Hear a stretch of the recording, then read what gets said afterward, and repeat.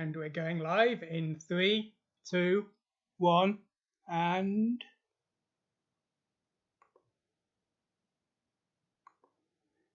hello, it's Keith here, and this is the second of my live streams. So welcome to GB Akima's Live. So what we're going to be doing today, well, we're going to be trying things out again. I'm still in the sort of testing phase of my live stream, so I'm just seeing what works well, and we're just trying everything out. I've got some echo here, so just bear with me a second. Sorry, my preview stream on my laptop was playing, so that wasn't very good. Okay, so we're going to be doing some Amstrad CPC programming today. So we'll just get our emulator up. Now, so I don't know if you follow my series, but what I've been doing recently is this super simple series. This is where we do very, very basic tutorials that do a sort of single task within a single assembly file. And so the one we're going to be doing today is we're going to be taking the previous example of getting a smiley face onto the screen. I'll just compile that for you now. Call and 1200. So we've joined this smiley face to the screen. And so what I want to do today is I want to extend this, add some joystick input, and move the smiley face around. Now, the theory is we're going in stages so that a beginner can have the real basic bones that they would need to start producing a game. Because if you can get graphics onto the screen and you can read in user input, then you could start to, create some kind of game. So that's where we're going with this series. So at the moment, we've just got the smiley face. But what we're going to do today is we're going to try to read in some joystick input, and we're going to do it via the firmware. So I've got this document here, the CPC firmware guide, which is obviously far too small there. Let's just zoom in on this. Okay, so hopefully what I'm going to do is be able to use KM get joystick here, and that's hopefully going to do the work for me. Do I have a joypad plugged in? Hopefully I do somewhere. Where is it? So I've got my little joypad here, so we're going to be trying to do some joypad work. Let's just check that. Yes, it is working. Okay, so that's what we're going to be doing. Now, the other thing is, the reason I was calling this a mystery stream is I was hoping to do some work on this new Phoenix 256 machine that is in development. I've got an emulator running for it. The problem I'm having is with the assembler. The machine is a 65816, the 16-bit processor that's used by the Super Nintendo. It seems the assembler I'm using doesn't really respect the standard assembly language at all, and what's even worse, it's not documented very well, so I can't figure out how to do commands that should work. So I'm really struggling there. So we might not be able to do that because I just can't get any sense out of my assembler. I can't find any documentation to help me out, but I will, after we do the basic joystick program, at least show you the machine and show you the very, very, very crude example I've got running so far, just as a curiosity. And hopefully by next time I'll have a better plan in place, either an alternate assembler or I'll have figured out what syntax the assembler I'm using is using. Anyway, thanks for watching today. I can see we've got, I think that's 5 people. You can't see my screen share. I can see it. I'm watching my own stream here. You should be seeing a set of an assembly window here.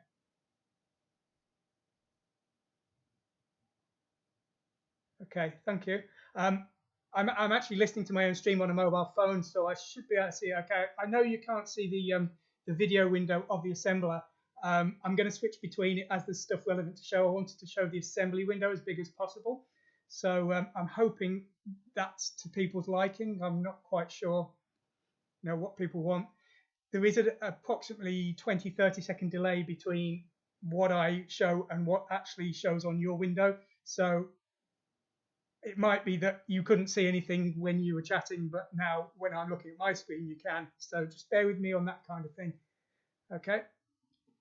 I am using my new laptop today. This is the first time I've used this laptop. So I'm not just unfamiliar with the streaming software, I'm actually unfamiliar with the laptop as well, and I've been frantically trying to get the software working and everything on it. So I'm afraid these early streams are going to be a little bit rough, but I'm hoping they're going to improve quite rapidly because I'm doing my best, shall we say. So, okay. Anyway, so here's our example. And then what we're going to need to do is we're going to need to create some variables here, some data storage. So we'll create something called playerx here. And we'll just do a db of 0 here. So that's the starting x position. And we'll do a player y and a db.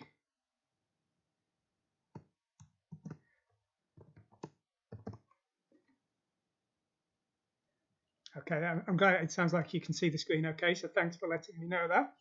Okay, so these are in memory, of course, because we're all running in RAM here. So this is just an X and a Y position for our player cursor. And then what we'll do is we'll load them in one by one just for clarity. We could load them in as a pair here, but what we're going to do is just change these here. So we'll change these to 0, 0. And we'll load these to 0, 0. And then we'll do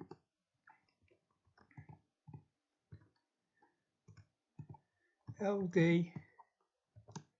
A from player X, and then we will load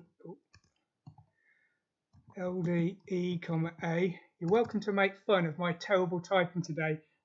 This is a totally new machine. I don't have enough cables and converters to plug into my main screen and keyboard. Oh, hi there, Quasar Sam Coupe. It's very kind of you to join me. I'm sure this is going to be very boring for a person of your skill level, but really appreciate it. So yeah, everything's new here. I'm using this ridiculously high resolution screen I can barely see. The delete key is the place the enter key should be. I'm using a mouse the size of a thumbnail.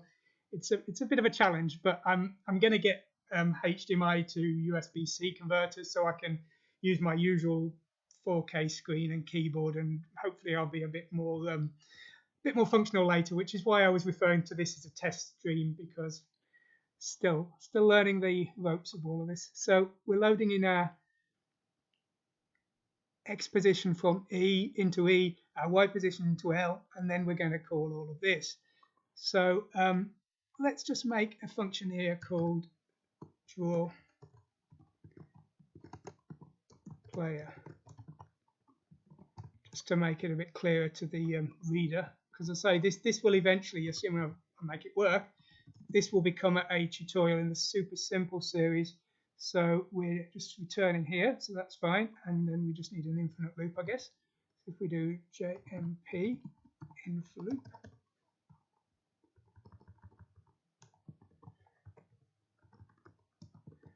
put an infinite loop in here. So okay, so we're just looping around drawing the player there. I guess we actually need that a bit higher up. I want to reread in that location, don't we? Ooh. Oh, God.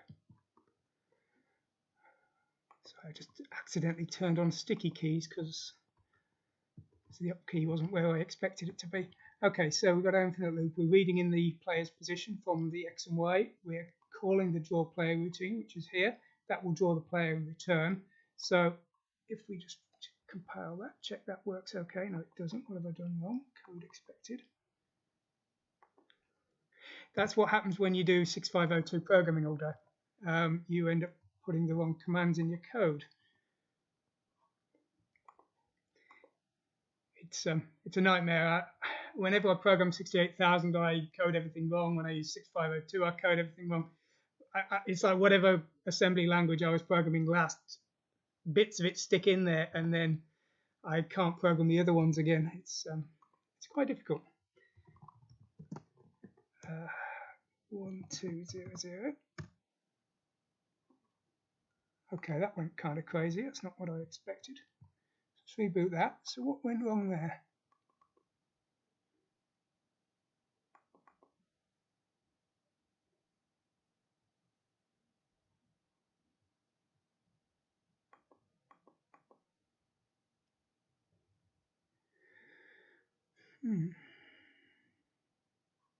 Oh, okay. So yeah, that's stupid. I've put these in the wrong place. So I need to re-zero the top byte because the top byte of D and E are picking up some garbage from the lower routines. That's why things went a bit crazy there.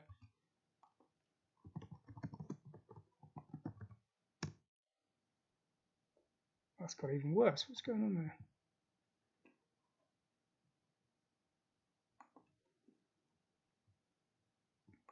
Maybe we need to. Maybe it's just that these values are no good. Let's try some alternate ones.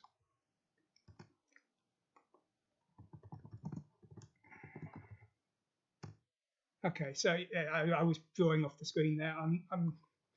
My usual routines that I write myself work from the top left corner, but I think these work from the bottom left. So yeah, I'm not. I tend to avoid using the assembly routines and write my own, but I know that a lot of beginner programmers quite justifiably prefer to use the assembly routines. So that's why I'm doing this. So I'm going to be putting this BB24 in now. And that's going to read in from the joystick, and then we're going to test each of the bits, and we'll move the cursor around accordingly, hopefully. So we want to put that in here. So we'll do a call. Okay, that didn't copy very well. BB24, and that's called KM get joystick. Okay, looks like. And then if we do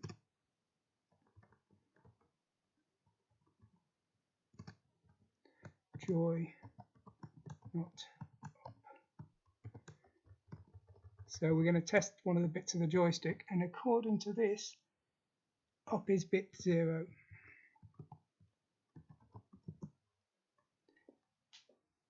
So it says H and A contain the state of joystick 0.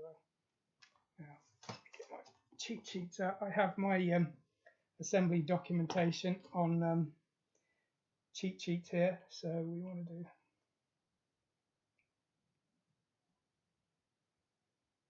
Okay, we're checking what commands I can use here. So we do bit 0 of A, it should work, and then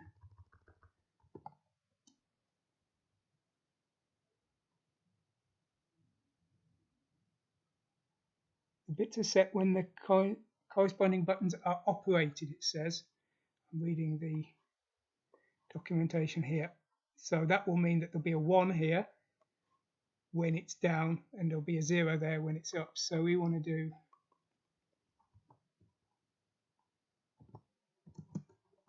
jump if 0 to joy not up, and that will skip down to here. And then if it is up, then we want to do an inc of L. Now, what I'm also going to do here is I'm going to put a delay in. So we'll put our delay in here, and all we're going to do is do an EI halt, and then a D. Well, we don't need to disable interrupts. We don't need to do that.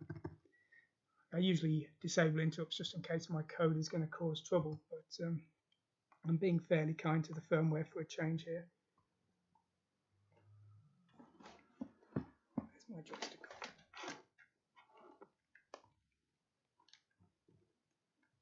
Okay, something happened there. It wasn't quite what I expected.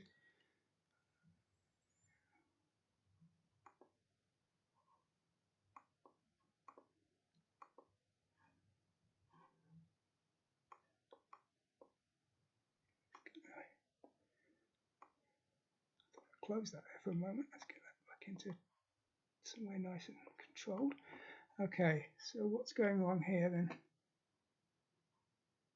So jumping down to here, this is inking L.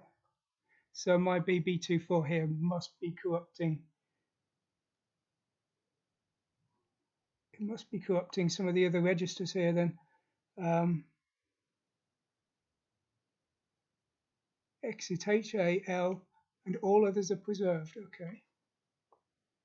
Okay, but it's changing H, so that's what's going on here. So I need to I need to just do a push of AF here, push of HL, sorry.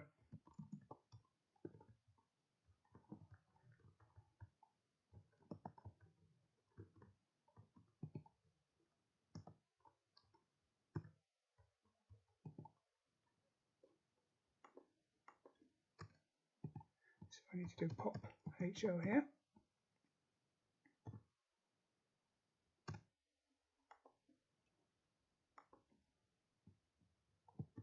Should really reset that, shouldn't I? That's going to make a mess.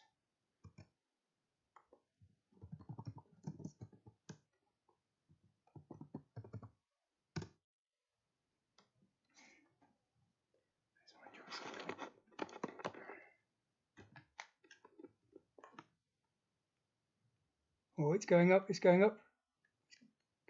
It's resetting back down. Okay, I need to store back into my register, don't I? So when we get down to draw player, we need to do the reverse here to store it back. Okay.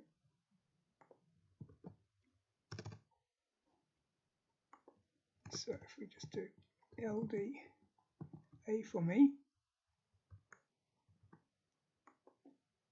and then store it back.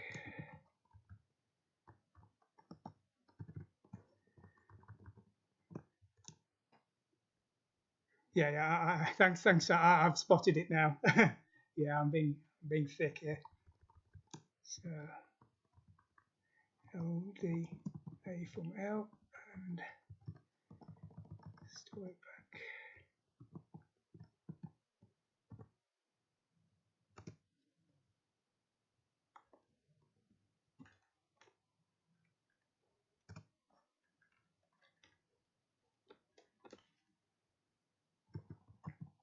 Call 200. Okay, so we're moving up at least. We're moving up. I'm probably doing horrendous damage to the memory there, writing to unknown territories.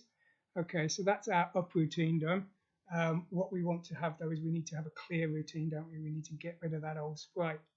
So if we just do a blank, we'll just use the same routine, but we'll just create an alternate sprite here for blanking. So we'll call it blank sprite.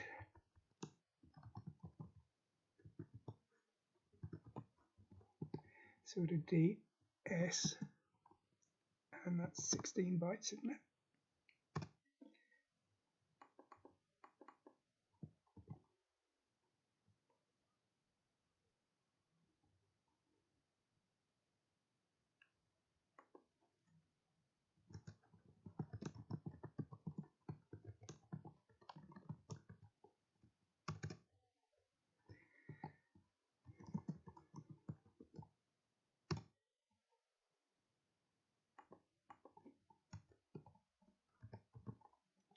Now, I'm kind of betting that that square dot position is going to break DE. So I'm going to push DE here, pop it back here, and then we'll load in our sprite source at the top here. And then we'll create a new routine called draw sprite. Just look.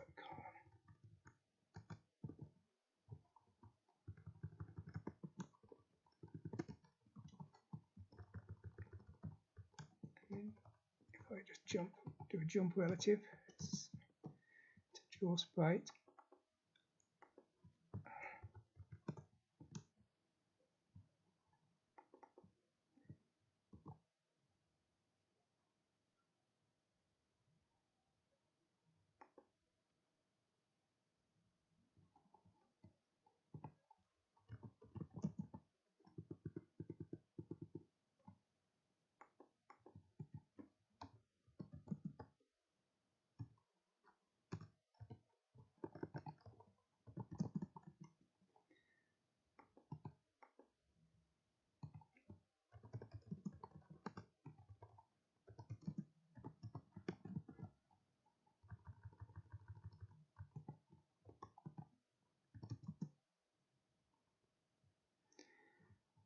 So how much do you reckon this is going to flicker? because we've got that halt. Well, we've got that halt in there, but I put that in the wrong place. So let's put it down there. If I compile this.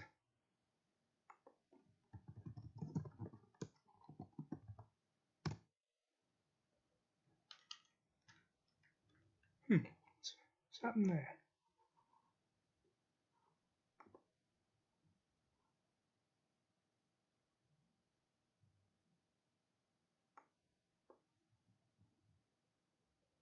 Oh, okay, of course, sorry. I'm being an idiot there, aren't I? It's not going to work. So, okay, what should we do there? So, if we... Okay. If we push BC...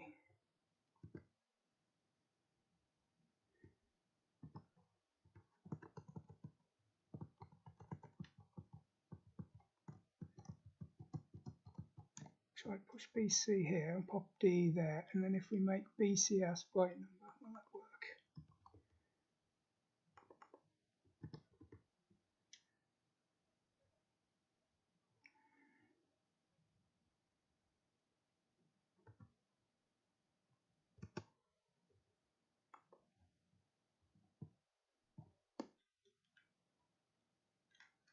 Okay, that looks like it's working okay, doesn't it?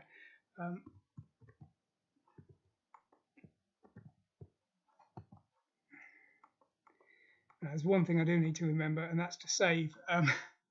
WinApe doesn't save automatically. I'm very much used to Notepad now, which I've got saving every time I make a change. So yeah, I've got to be a bit careful and make sure I do a few saves, because if WinApe crashes, you lose all your work. So okay, so that should draw a player on the screen. We're clearing the player, so now we need to do it down, which is bit 1 here.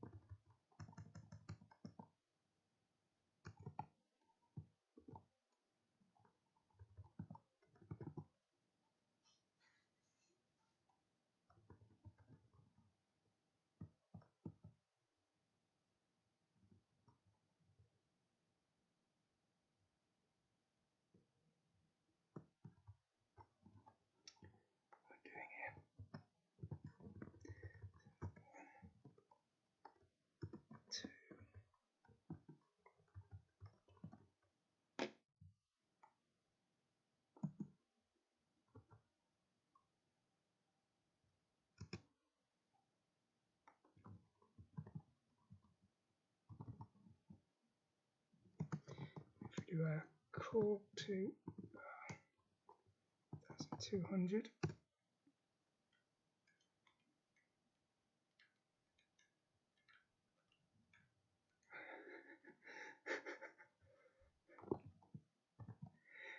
Yeah, okay.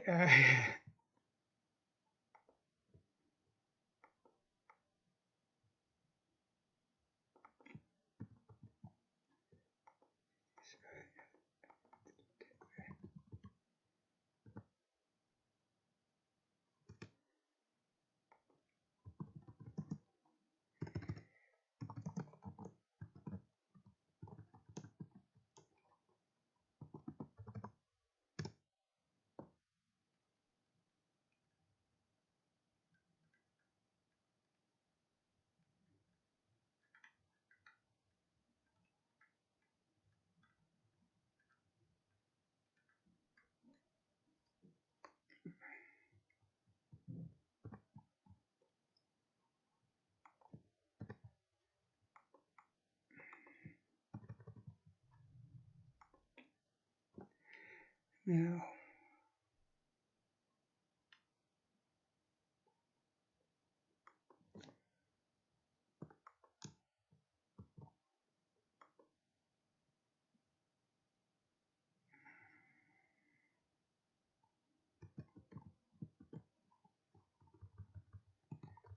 move these here. It shouldn't make a difference. It seems to be blanking the sprite sometimes when it's moving upwards, and I can't initially see why that is.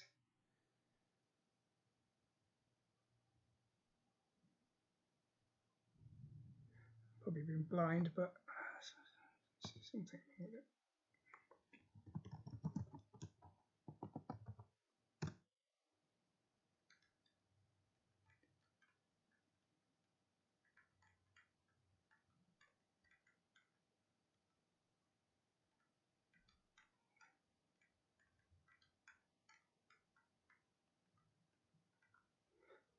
I know what this is.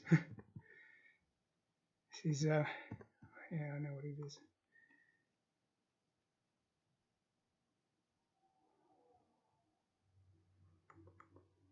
It's got to be something in here, hasn't it?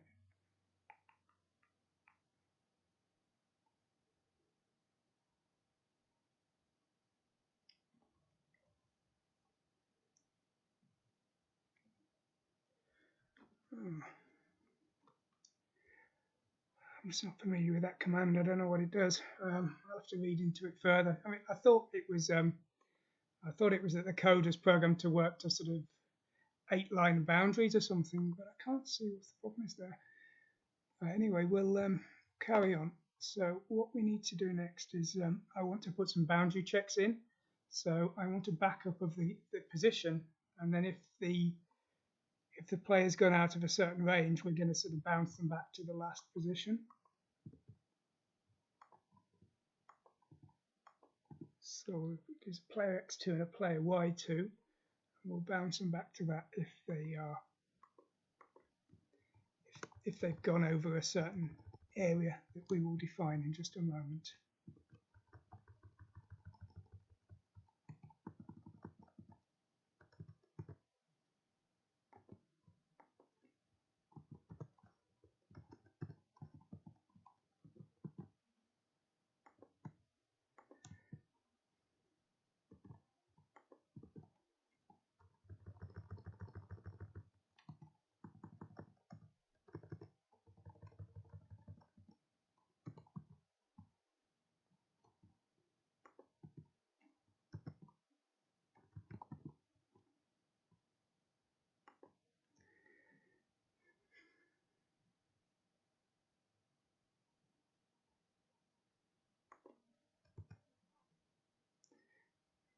So back to our player position there.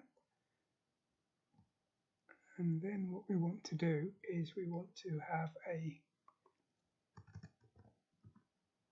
player reset.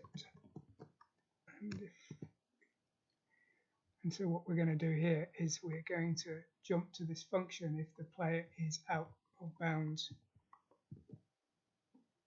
So we'll just read in the player's position from the backup, and then we'll restore the player's position just to force them back into acceptable positions.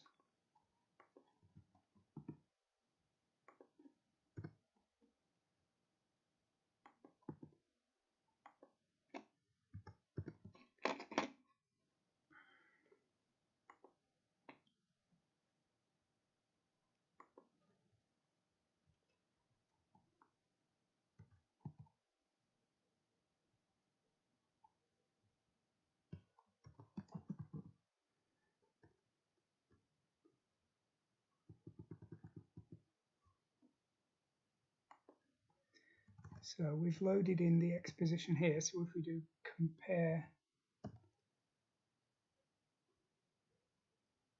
where should we do this?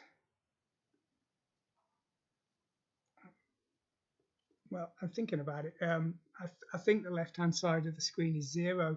So if they've gone over the left-hand side of the screen, they're going to wrap back to 255 anyway. So we just need to sort of do the maximum width of the screen here.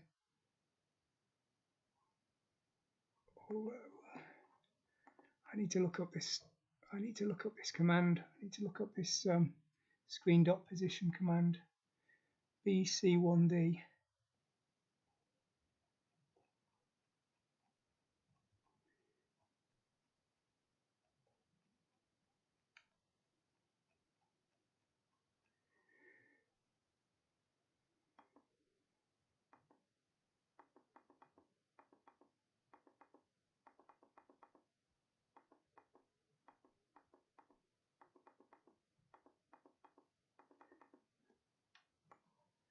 Sorry, I'll get this into frame. BC1D, screen dot position.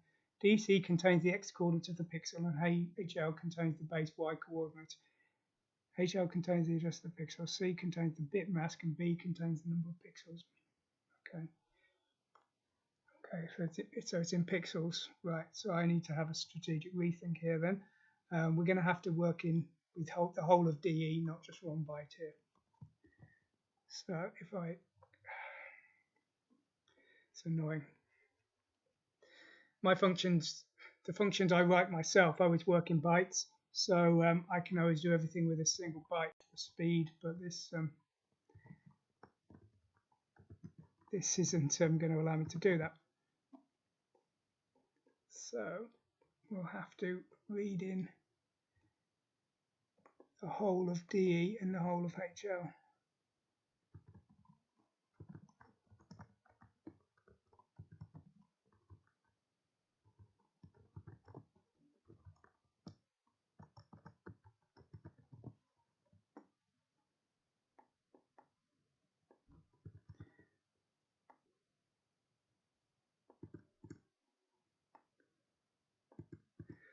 Okay, so we've loaded in DE there and HL there, and we're calling there. And so these inks and decks are going to have to be changed as well. Ink HL, ink DE, deck DE.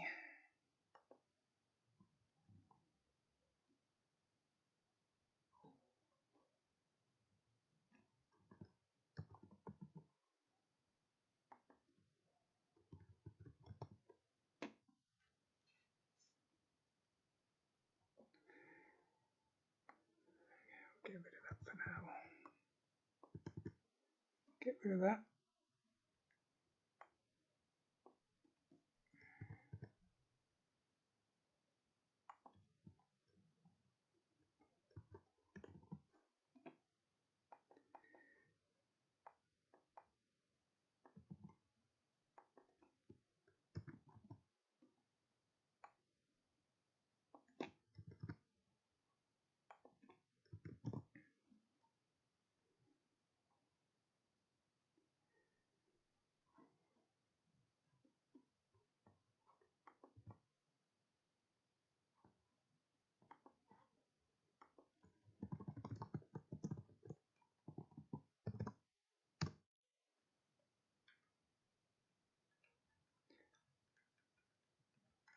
Still disappearing in that one position. Wonder why. Why is it disappearing? Is it some interrupt VBlank kind of issue, I wonder?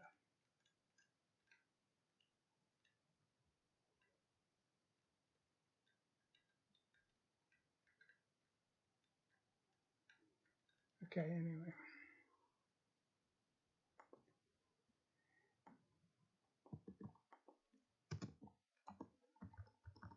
Put a second halt in here, see if that spurs any life into it.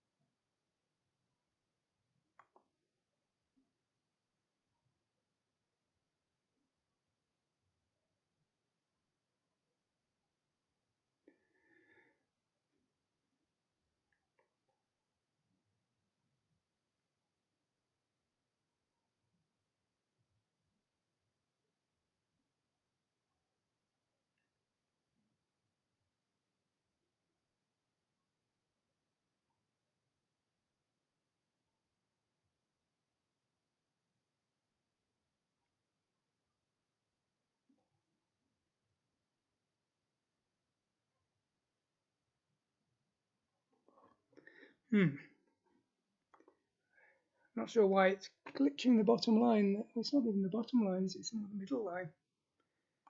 Not quite seeing what I've done wrong there.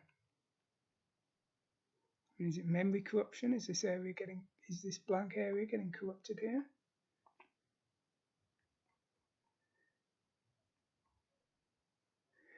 Okay, anyway, so let's try and create our boundaries again then.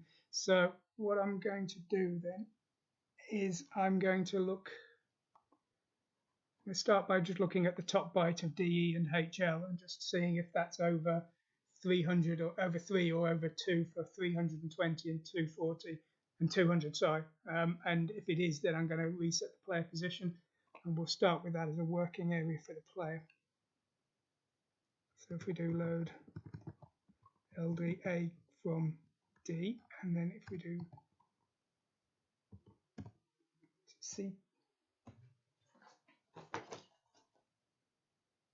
CP, I nearly did CMP, 6502 again. So CP3,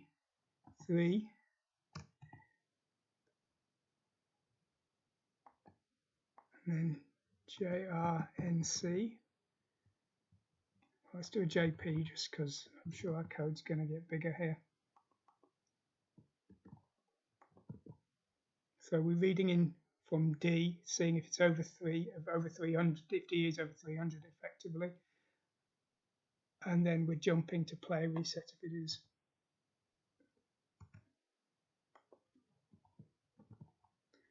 Should reset that, shouldn't I?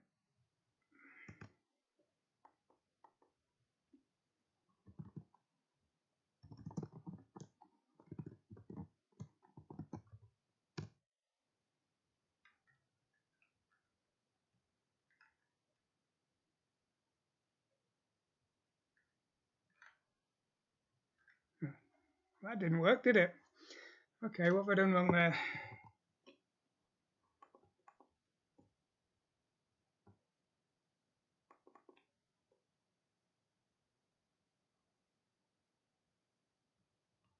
I'm thinking in decimal, aren't I? So we need to do 320 in hexadecimal. So okay. The calculator is the only decent thing about Windows 10. They've actually now show all of the different bases. So 320 is 140 in hex. So okay, so we need to check if that's. We need to check if it's less than 1, and if it is, then we're going to be okay. So if we do a jump to here to player reset, and if we create a label here, player pause, okay.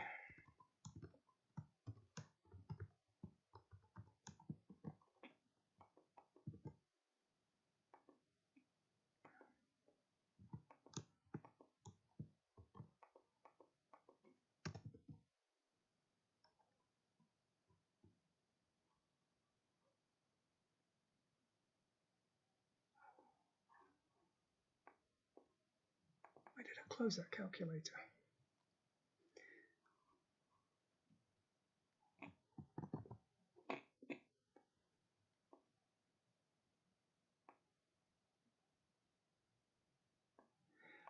I did a double halt because I don't understand why there was graphical glitching on the screen, and to be honest, I still don't. I thought maybe it was something to do with the screen redraw. Maybe the screen redraw was always happening in the exact same time as my code was drawing the sprite or something, and it was not appearing visually on the screen.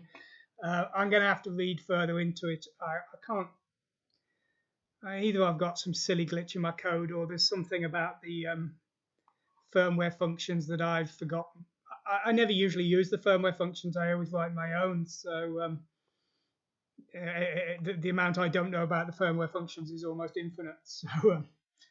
So it's tricky. I don't like them at all. But as I say, a lot of people like using them as beginners because they don't have to write their own routines. But I find it's the opposite.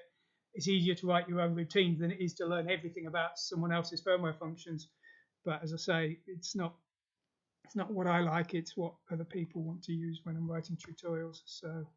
So this is going to be hexadecimal 40. Need an and symbol for. Oh, I know what we're doing. So hexadecimal 40. So if the top byte is under 1, then we're okay. If the bottom byte is under 40, we're also okay. But if it's over 40, then we're either over the right-hand side of the screen or we're over the left-hand side of the screen because it will have wrapped around to 65535. I think that's right. So, and then if we're not, then we're going to jump to this play reset routine.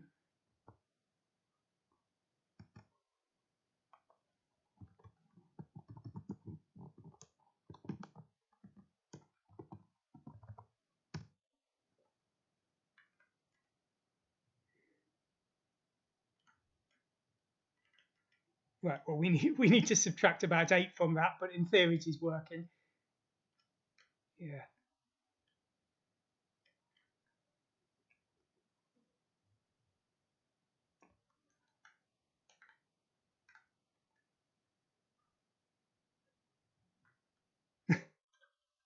Okay.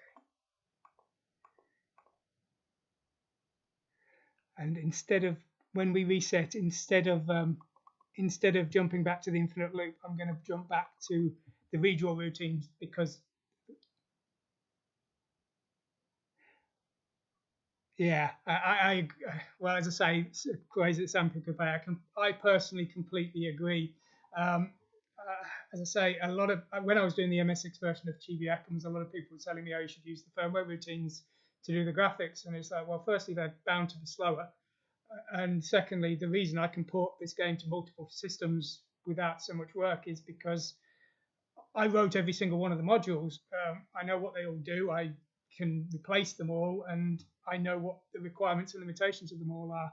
But I say I fully understand that for a beginner. Well, I fully understand that for beginners tend to find that using BC1D is easier than the calculation routine that I wrote before, and BC26 is easier than the move down line routine. But as I say, even if the problem I'm having is just a silly bug in my code, which it completely could be, I still have to research the possibility that the firmware functions are catching me out. Whereas if it was all on my own code, I would know it was all my own problem. So yeah, I'll figure it out. But as I say, at the moment, I'm not seeing it. But anyway, so we need to do a minus 8 here, I guess, because that's why it's 8 wide. If we run that again.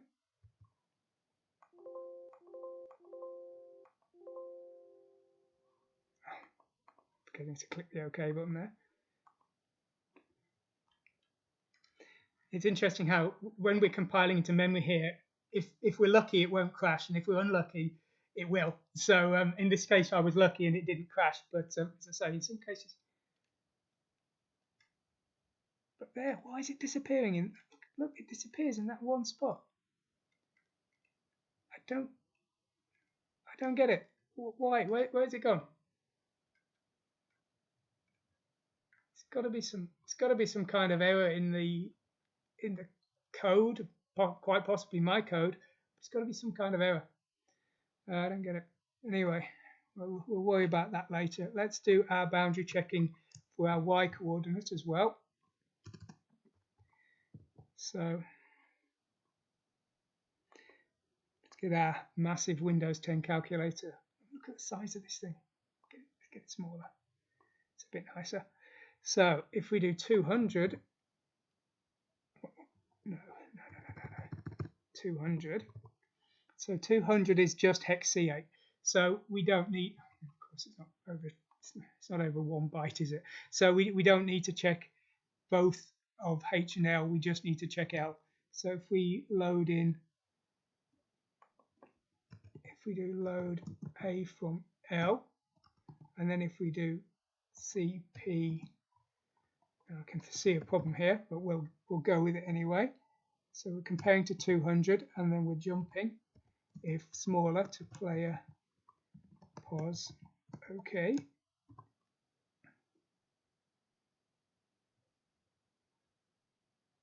That's a good point. Yeah, very good point. Yeah, thanks for that, Quasar Senpai Coupe. That's a great idea. I'll just finish this bit of code first, and then we'll do that. Great idea. So if we go up now, hang on a minute. Did I compile that? I apologise. These windows open in the middle of the screen, which is not the middle of the viewing area. I use the top corner of the screen as the viewing area, so I've got the physical boundary of the screen to keep me on the straight and narrow, so to speak. If I use the middle of the screen, in some ways it might work better, but I'd end up with windows all over the place, and you'd not be seeing what was going on, and I'd be making terrible mistakes. So I tend to like using the physical boundary of the screen. So that's completely not working.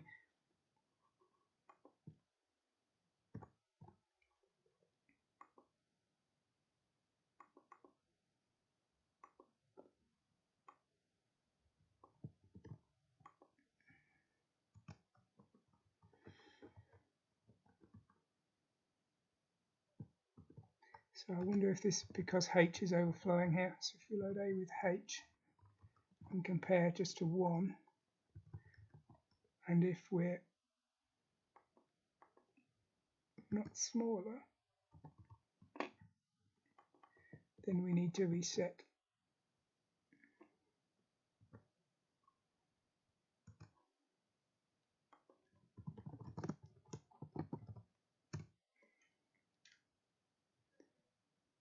What happened there?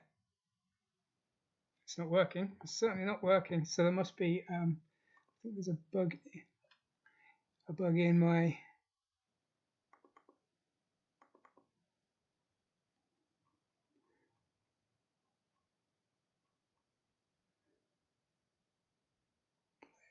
player Y2. It doesn't seem to be working.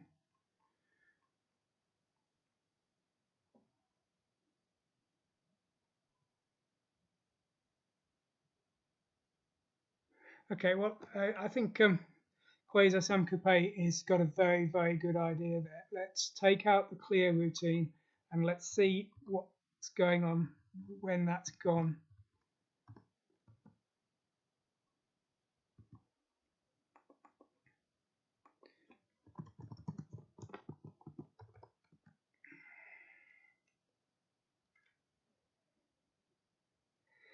Well, so yeah, I mean, the drawing routine's working fine, isn't it? And it's the clearing routine it's just drawing a blank sprite over the visible sprite, isn't it? So we've got to have some kind of problem with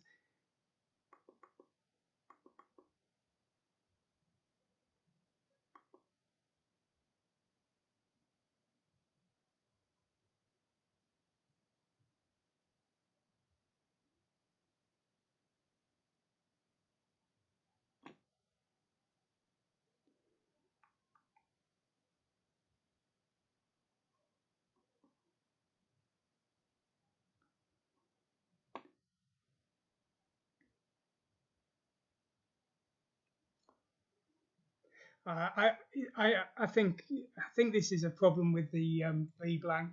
I think the positions that it's occurring, the interrupt is already happening, so my pause is having no effect, and it's being cleared immediately after it's been drawn.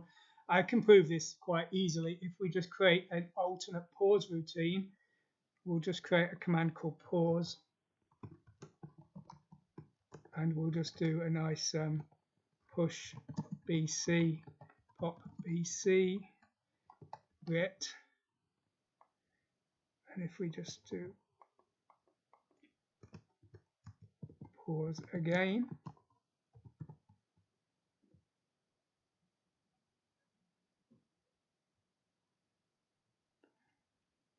yeah, I agree. The starting address scanline, the table for 200 scanlines is a perfectly good. It's the fastest way of doing things that I know of. If you can afford the memory, it doesn't make as much difference as you think. The first builds of Chibi Akumas didn't do that, and then I added it because I had a bit of memory spare. So I'm talking and doing this a bad job of this. So what we'll do is we'll do what registers can I spare here? I think I can spare. I converted it from a calculated scan line to a lookup table of the scan lines, and it didn't make as much, didn't really make any difference, but it's certainly the way to do it. If you're trying to squeeze all the power out, or alternatively, if you've got no memory if you've got the memory to spare, you just want to make things easier, that's definitely the way to do it.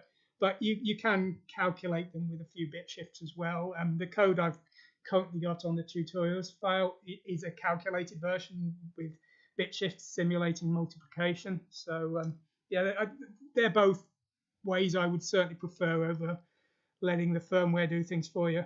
So if we do dec BC,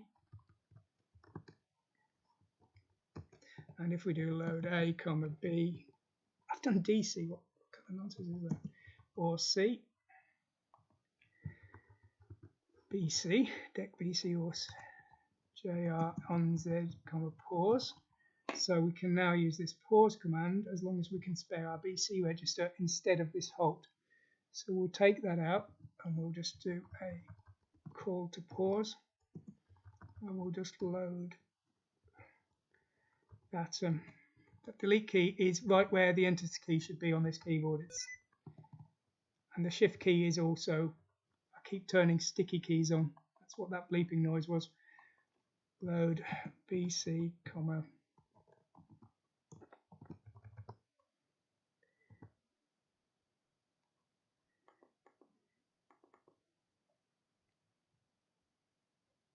Undefined symbol. Maybe it's reserved. Maybe it's reserved on Win8. It's not. It's fine on my other one. Could be. I notice it's changing color like it's reserved. This is appearing in window now. Undefined symbol. Yeah. Okay. Simultaneously reserved and undefined. Okay. Never mind. Okay. So yeah, we've got to press any key here. I've added so much code that whatever point the emulator was running now has basically, you know, the code's changed underneath it and it's sort of partially crashed.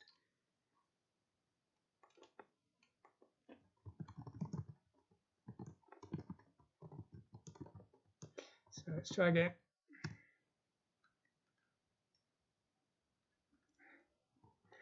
I've not put my blanking routine back in, have I? So that's not going to be much of a test. So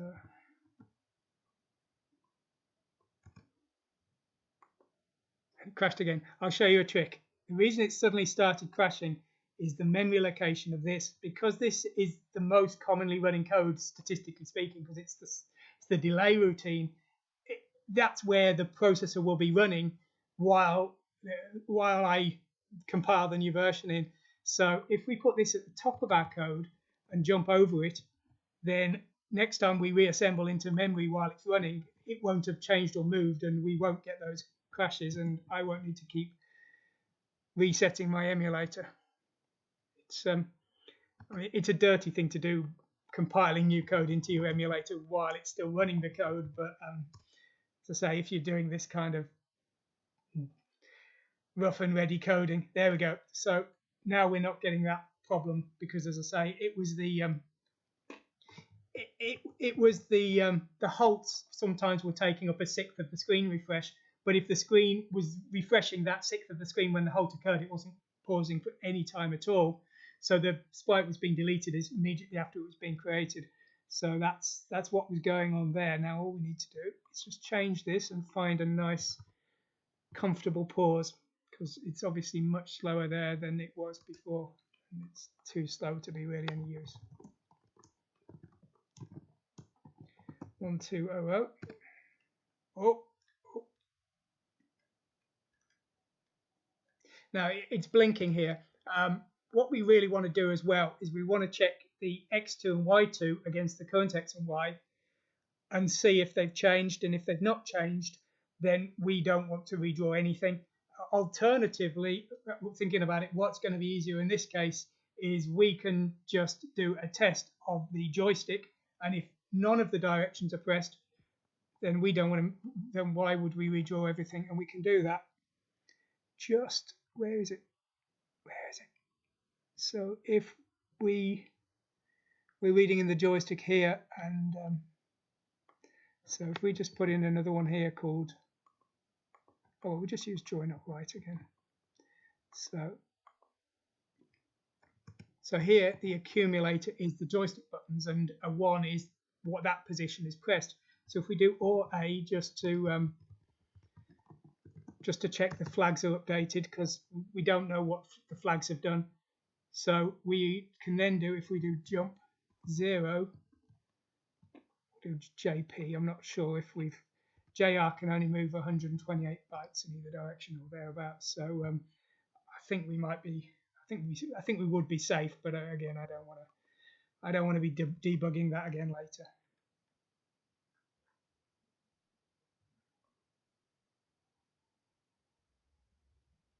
Okay, no, that's not right, is it? So instead of that, let's jump back up to here.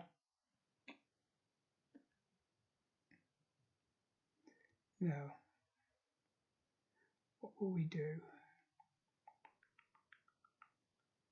Well, now let's jump back up to the top. I'm just trying to imagine how we would flesh this out into something resembling a game where there was enemy logic as well, because we don't want to skip the enemy logic just because the player hasn't moved, but we do want to skip the redrawing of the player.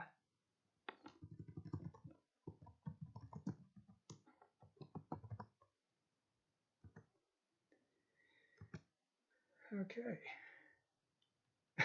Okay, that's a rather stupid mistake there. So yeah, okay, we need to do things the other way around there. We're doing that very stupidly. Okay, I'll fix that. What are we going to do there? So we're blanking the player here. We're drawing the player here. So we want to change the blanking.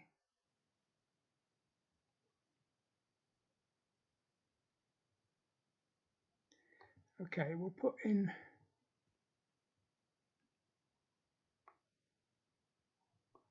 So we'll copy this up here, and we'll put in a push AF as well. Pop AF. So we're checking if, and this is going to be a, is it called blank player or clear player? Blank.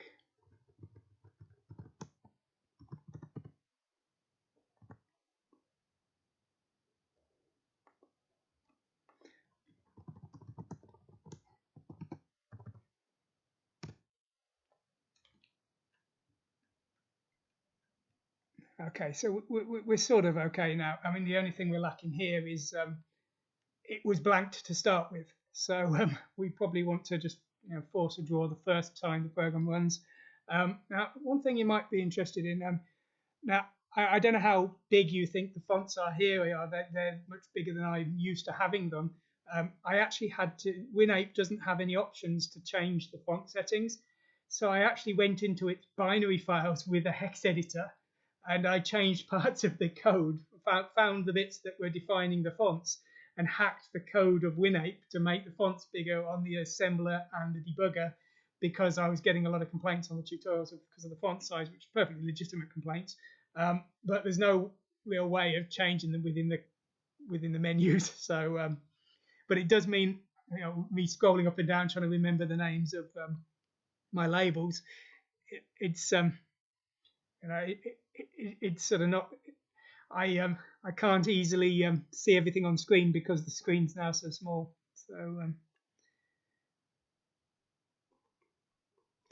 So anyway, so what we want to do now is that up routine working?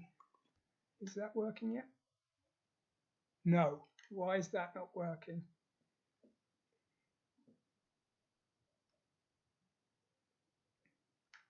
What am I missing there?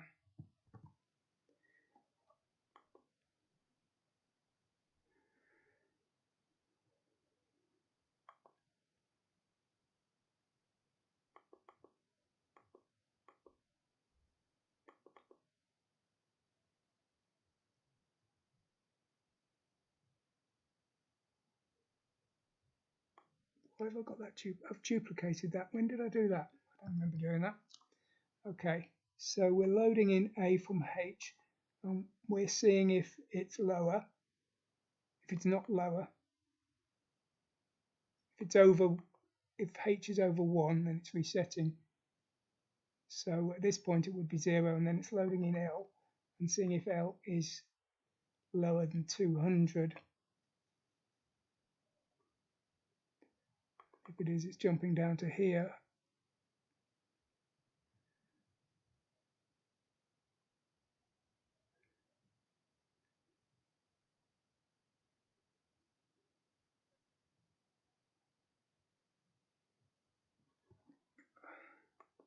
I'm not seeing it. I'm not seeing what's wrong.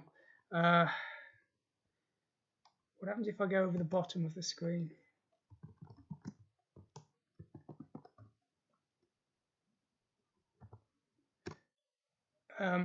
Well, I haven't. That code hasn't changed in a long time. This is the problem. It should be blocking when I either go to over the top of the screen or over the bottom, and it's ignoring it. Oh, it's not working over the left and right either. It's broken. Oh, it's no good. Why is it broken?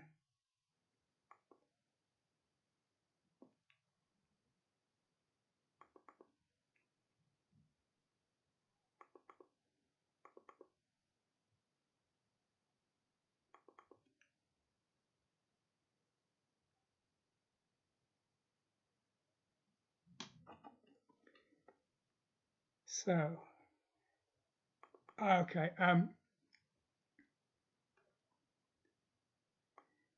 Is it this code here?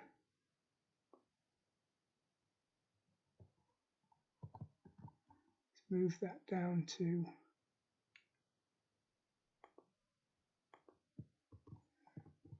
Move it down to here. I think maybe it's the position of that code.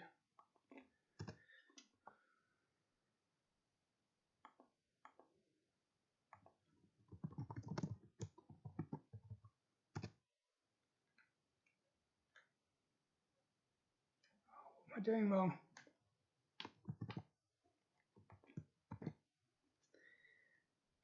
Okay. So loading DE from X and backing it up, and then we're jumping back up here. Now, if okay, well, what we'll try, we'll put some breakpoints in. Yes, yes, 3LP. I can't read your signature. Sorry, I did reassemble. When you see this window here, that's the reassembly, and it's going straight into memory. So yes, I am reassembling. I'm obviously being an incredible idiot here because something's not working. So what I'm going to do, I don't tend to use breakpoints very much anymore because I'm so used to using Notepad++, which doesn't have that as an option. So we'll put a breakpoint in here because I'm not sure if my player reset routine is running or if it's just not working. So yeah, it's literally not running anymore. Oh, it just executed. So that it just finally kicked in there. That's the Win8 debugger at the breakpoint. Let's just close all this down. There's weird windows popped up all over the place. So get rid of that. Oh, go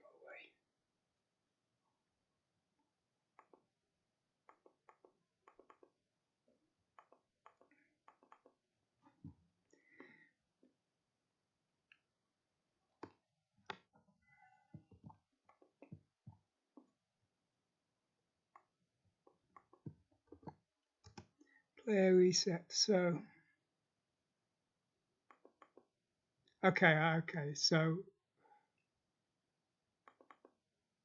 right, yeah, that's stupid. So if the X position is okay, it's skipping over the check of the Y position. So we need to change this, and we need to change this to player pos X OK. So that was me being an incredible idiot there. Apologise for that. And so we'll just for clarity, we'll call that player pos Y OK.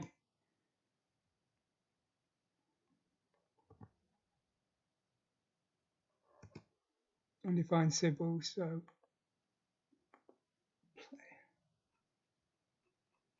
what is player X2?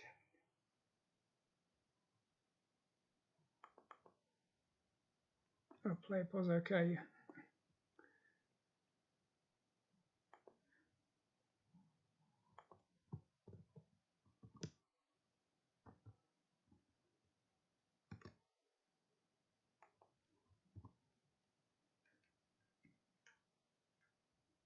It's still not working. Oh, the X is working. The Y is working, and now the X isn't. So that's the other way around. Before the X was working and the Y isn't. So still obviously stupid bug in my stupid code. Silly me. So my Y is working and my X isn't. So if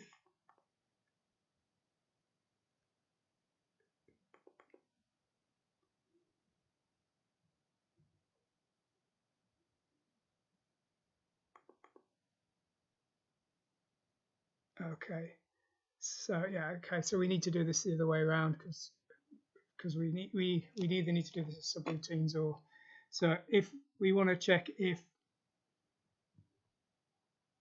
Y is not smaller and we want to jump if that's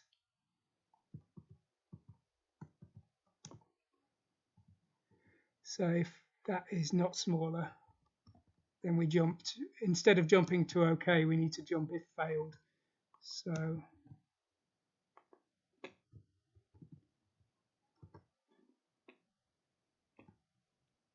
that's not going to work either, is it?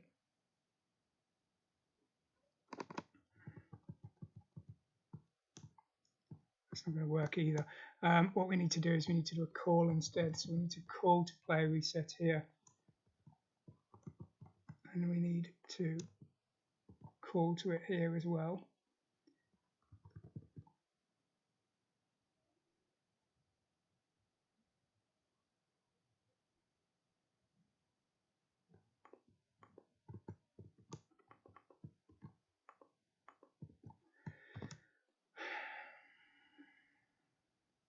Need to change that to a return here.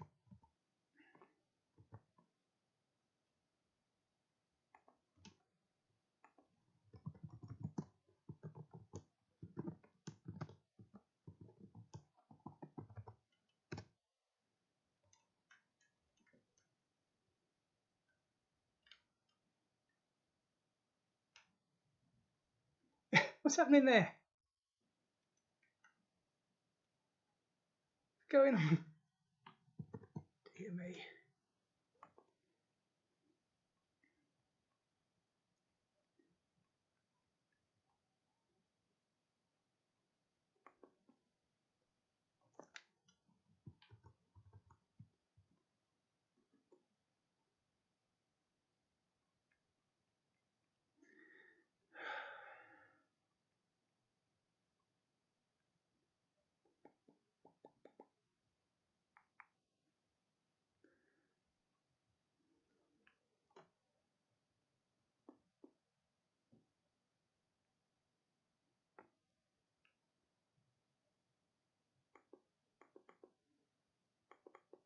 So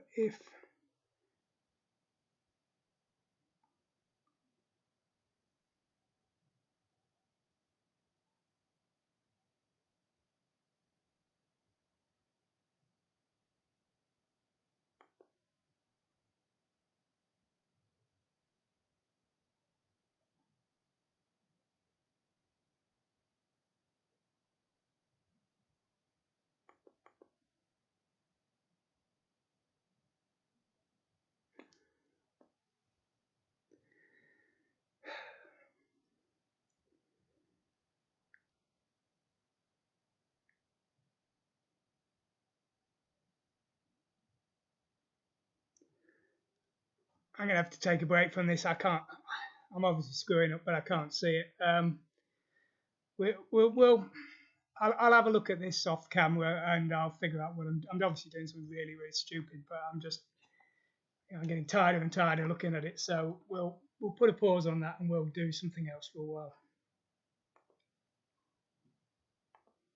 I don't know. I say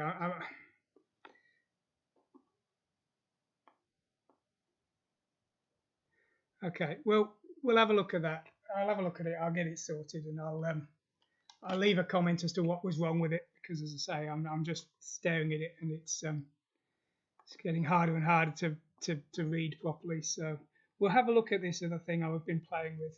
So just a second, get this open.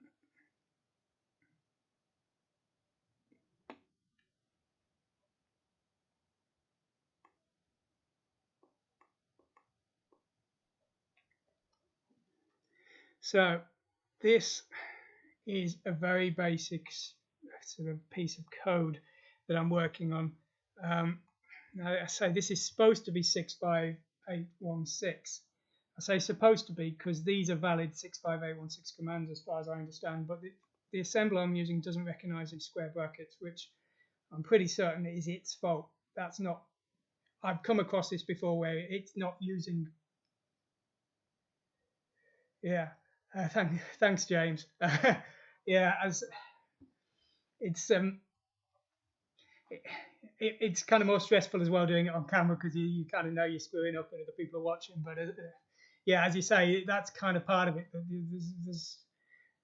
There's no genius involved. It's a lot more just grinding away at it. And sometimes I find going for a walk and coming back and looking again.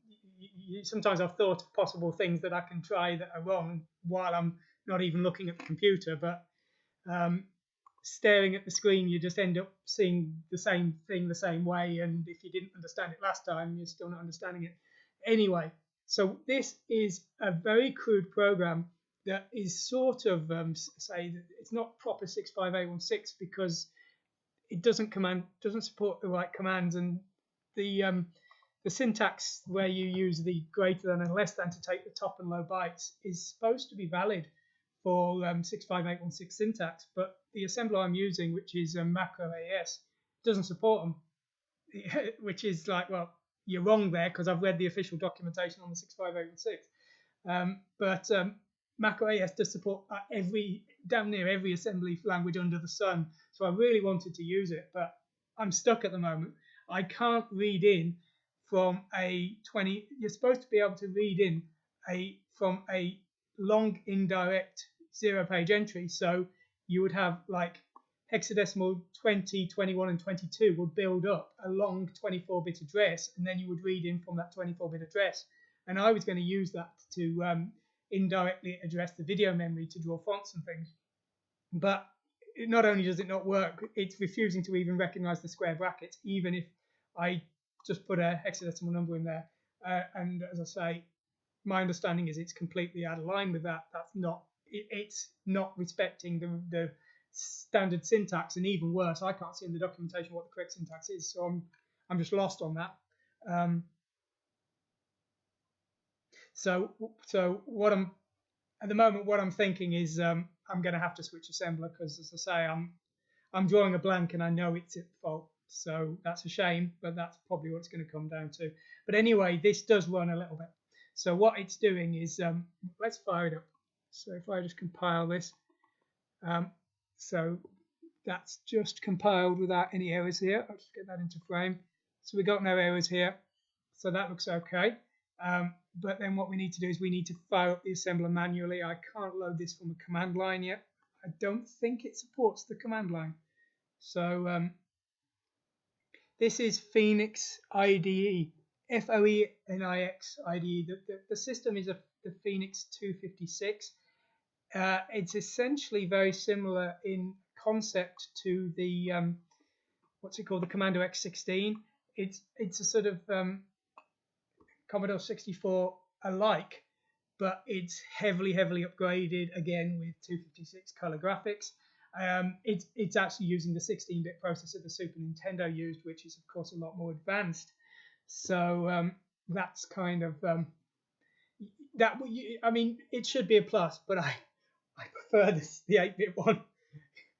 I say it's like, you know, I'm a man of simple needs. You know, I'll have my 8-bit processor and that's enough for me. But as I say, the 16-bit one is technically better. I fully accept that. I just say it's more I'm struggling with the assemblers, and as you saw, I'm struggling with my Z80 and 6502 even. So 65816 is just another level above. Now, rather strangely, and I suspect it comes down to the fact this is written in C#. This doesn't use binary files as its source, it uses hex files. Now, a hex file is a text file, essentially. It's apparently a Intel format.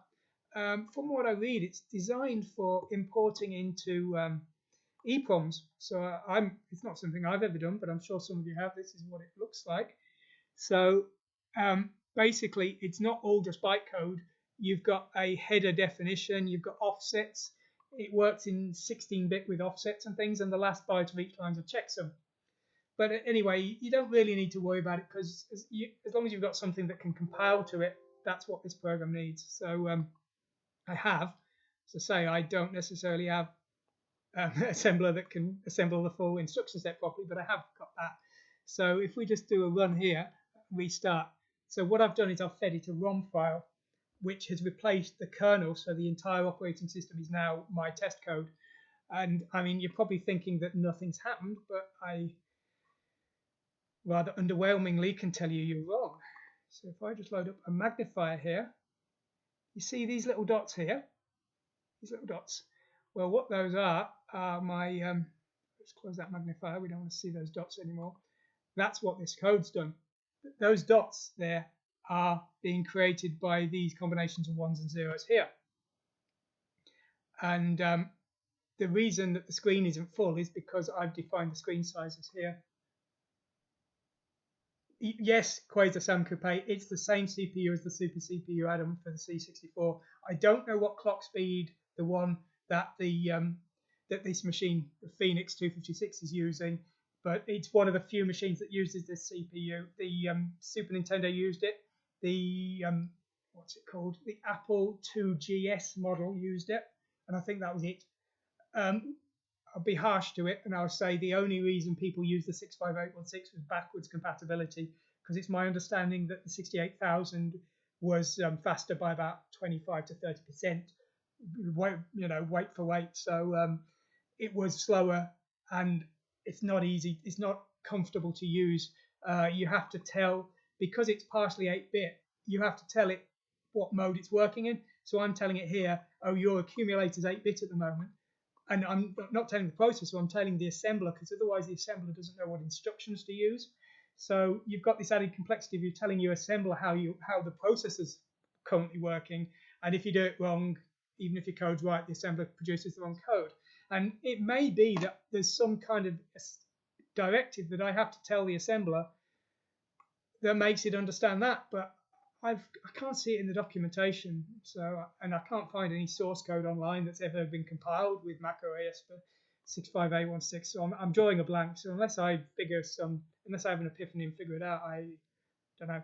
Anyway, as I say, but so here this is defining. I think these are color definitions. So that's why half the screen is one grey and half the screen is the other grey. So we've got this 128 grey, which is the bottom half of the screen here, and the 192 grey, which is the top half of the screen. And then these are writing bytes to the screen, and they are individual pixels. So I guess the screen mode 256 color. So I mean, the resolution is huge. I mean, that's like what, 640 by 480, 800 by 600. It's it's crazy resolution, which it's. I'm completely not using. I'm not ready for it yet.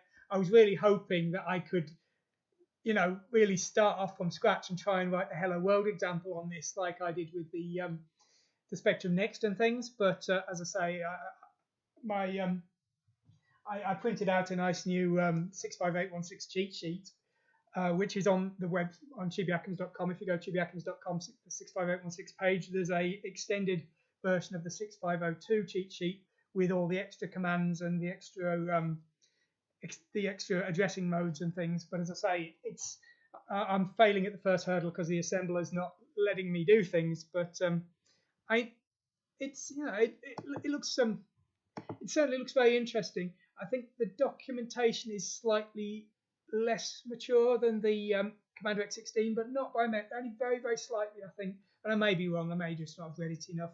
There's certainly limitations in the Commander X16 documentation as well. But as I say, the main sticking point for me at the moment is I've got moderate skills. I wouldn't give myself more than that in the 6502.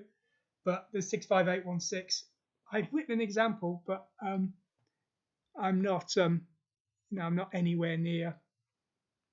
I wouldn't pretend I've got any real skills in it. So I mean, here's my other example. I'll just show you this. So if we run this on the Super Nintendo, where is it?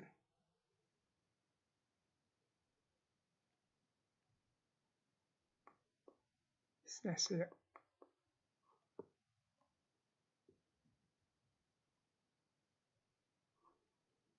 Taking a while to load there. I think my streaming is using all the processing power up. It's actually showing at 17% CPU power. This machine's got 2 processors.